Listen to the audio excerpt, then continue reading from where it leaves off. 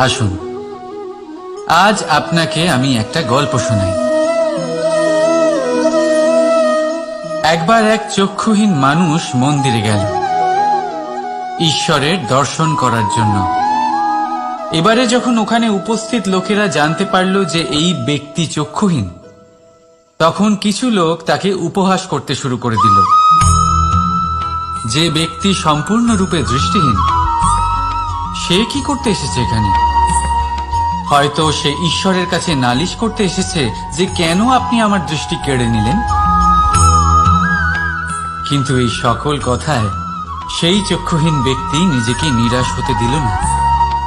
সে হাসল আর শুধুমাত্র একটাই কথা বলল সে, মানলাম যে আমার ভাগ্য আমার থেকে আমার দৃষ্টি কেড়ে নিয়েছে, কিন্তু আমি অভাগা নই, কারণ আমার ঈশ্বর,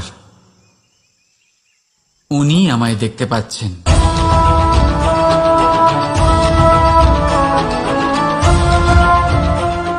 তাই মনে রাখবেন, দৃষ্টি নয়, দৃষ্টিভঙ্গি আবশ্যক।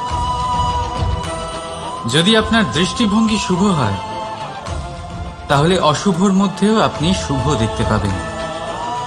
আর মন প্রসন্ন হয়ে বলবে, রাধা রাধা।